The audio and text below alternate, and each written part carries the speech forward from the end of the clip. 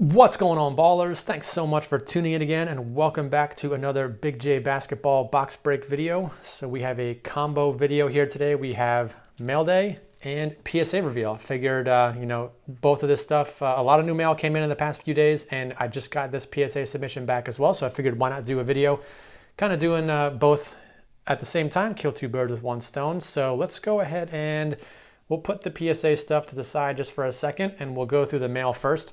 If you haven't subscribed to the channel yet, go ahead and hit that subscribe button and click that bell for notifications so you get notified whenever we post new stuff, which is pretty much all the time. Already put a couple videos up so far this week, and we have more coming later in the week. Stay tuned for a boombox coming soon, as well as maybe some more new hoop stuff at the end of the week as well. In the background here, you'll see some John Wallace stuff, PMG Red, and PMG from the second season, 98-99. So this is the 97-98 PMG Red. That's the 98-99 PMG. They were just all one color that year. And there was also a one of one that I have never seen. But obviously, putting those up for a reason. Really big card just came in, so wanted to show those off while I show off the other big card. This might be one of my favorite mail days I've done in a while. But first things first, we got more of these Recon Rookie Review cards coming in. This is the red numbered to 199. So we got Zach LaVine. So shout out Sage the Collector on that, Zach. And I actually picked up pretty much most of the big ones.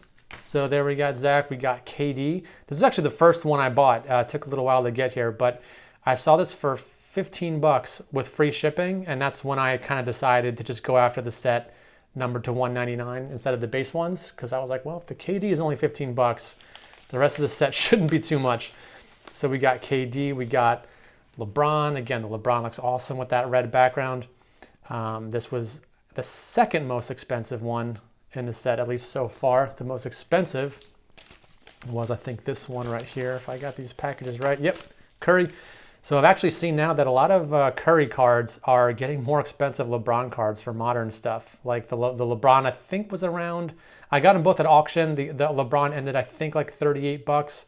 And the Curry, I think, was like 44. So a little bit more for the Curry than the LeBron. So interesting to see some modern stuff sort of flipping Curry's direction and his stuff selling for more than LeBron's. I think that's it for the rookie review. There's only two cards left, or I think, no, three. I'm bidding on one right now, and there's two more that I haven't found yet. So really only three cards left to finish that set. So pumped to get closer to finishing that one and putting that set behind me. Here's a card I was been trying to get for a very long time. So this is a 07-08 Manu Ginobili Topps Chrome White Refractor. And this one is one of the rarer ones out there, numbered to 99. This might be my shortest print chrome refractor of Ginobili, I think. I have some Bowman chrome stuff that's shorter print, but as far as Topps Chrome goes, well, no, that's not true. I have some X-Fractors that are, I think, more rare than this one. But there was a seller who had this card up on eBay for like 250 bucks or some crazy amount for a long time. And I just kept looking at it, knowing I wasn't going to spend that much. So luckily, someone put this copy up, and I watched this auction like 3 weeks in a row. They had the starting price way too high, and they kept relisting it and slowly lowering the auction price until finally they lowered it to kind of a more reasonable starting bid, and I ended up winning this for not too much. I think I got a pretty good deal on it, on that one. So add this to the Ginobili Chrome Refractor collection. Picked up most of those by now at this point. This package came all the way from Korea, and this was a big one that I was super excited to show off. Could not wait till this got here. Actually shipped pretty fast from Korea. And this one is another Ginobili, and this is a select die cut from 17-18, the premier level. A lot of the premier level parallels are die cuts, the kind of the more numbered stuff and more rare stuff. This one is the green, and it is numbered 5 of 5. This is my my lowest numbered Ginobili card in my collection. I never owned anything from Manu that was numbered this low. And I really like this one a lot because I actually already have 3 cards in this rainbow. Stage the Collector actually gifted me one of them a while ago, and then I saw another one pop up, so I bought it. Then I saw the tie-dye number to 25 pop up, and I bought it. Then I saw this one, and then it was like, well, what are my chances of ever seeing this card again? I kind of felt obligated to go for it. So, and again, it was not too expensive. I think I paid about the same for this as I paid for this. So it just goes to show you, older stuff, serial numbered, newer stuff, serial numbered. This is the 99, this is the 5, and we're about the same price. So you can't always just look at a number of a card and assume it's going to be worth a ton of money. You got to kind of compare eras and do your research and things like that. Okay, we got John Wallace Platinum Medallion from 97, 98 Ultra, and this is serial numbered out of 100. Got this from Probstein. I'll probably crack it out. I know these are really tough cards to grade, so an 8 is actually a really good grade, but this was the last Platinum Medallion that I needed that I didn't have for John Wallace. And the slab is actually kind of cracked too. There's like some, there's some cracks on the back too. So I don't know. None of the other ones I have are slabbed. I probably will crack this one out to keep it with the other non-slabbed ones. But this was an interesting card that for a while I didn't really realize existed, because I had the 97 Platinum Medallion already. But since he got traded from the Knicks to the Raptors, they actually added a second card. So he's in this set twice. The first one I have was a Knicks card, Platinum Medallion number to 100. And this one is from the Series 2 set on the Raptors, also numbered to 100. Okay, and last piece of mail before we get to the PSA reveal. And it is a big one. Boom. Metal Universe Championship Edition, PMG, numbered 27 of 50. This is such an awesome looking card. This was this was the first card that used this scope parallel. I know Panini calls it the scope parallel, and they use it in a lot of sets now. But this was kind of a groundbreaking technology at the time, back in 97 when it was released. So a guy on Instagram reached out to me and said, hey, I actually have this card. Are you interested? And at first I kind of hesitated, wasn't sure how much I wanted to spend on it, but then I realized, you know what? I'm never going to get this card unless I buy this one now. Probably the chances of this popping up somewhere is so incredibly slim. And before he put it on eBay, he reached back out to me again, and I said, you know what? I'll take it. So completed the 3-card run now of PMGs. So we have from 97, we have the iconic Precious Metal Gem number to 100. Now this Metal Universe Championship number to 50. And then the second year, 98, 99, this one's numbered 49 of 50. So I really only started collecting John Wallace cards about, I don't know, 2 years ago maybe. And I can't believe that in that short amount of time I actually picked up all these and was able to add them to my collection. They're just such rare cards that don't come up for sale very often, very hard to find. So the only PMG now that I don't have is the 97 PMG Green, which is, there's only 10 of them, and I am never going to get that card. So I'm not even going to think about it. It'd be nice to eventually get it one day, but not going to happen. And he actually he knew I was an Alonzo Mourning collector, so we threw in some Mourning stuff. This is the Flair Showcase number to 6,000, and a couple other nice Upper Deck inserts. So very cool. Thanks for those freebies. Very much appreciated, and super. I still can't believe that I have that card now. So, and speaking of the green PMGs, if anyone wants to comment and say, oh, you can get it sometime, not so fast, because if you want to know how expensive and rare those cards are, a Tom Gugliotta, who's not a big name player, recently sold a few days ago and a green PMG, and it sold for $7,600. So that's just what I would be looking at paying if I was ever to find one. So again, not going to happen. Okay, but still very cool to add the other Metal Universe Championship PMG.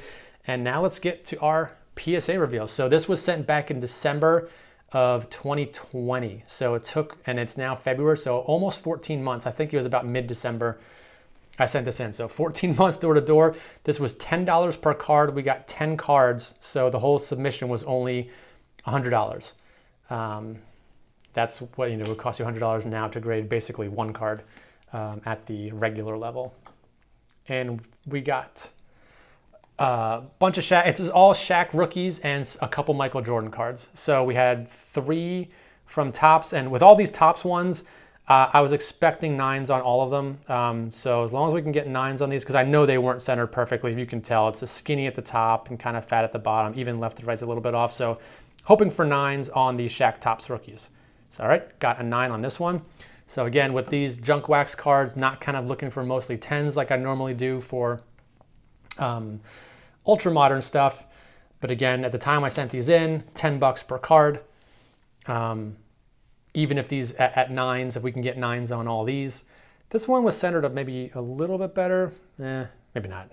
Still pretty off. You can definitely tell just by looking at it. It's a little off top to bottom and left to right as well. So let's see if we can get another 9. All right. That's what I expected.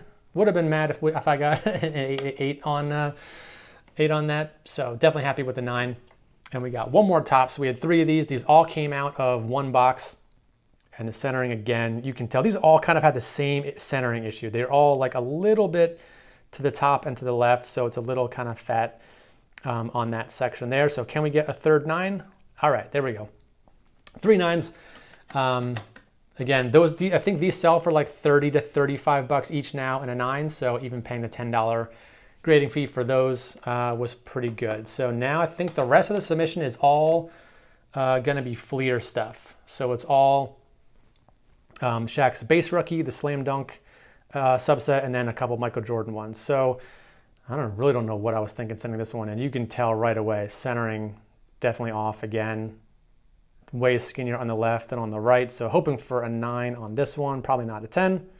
And we got another 9. So 4 for 4 on 9s so far. And again, I always know my percentage of gems is never going to be great doing this stuff as compared to the more ultra modern stuff.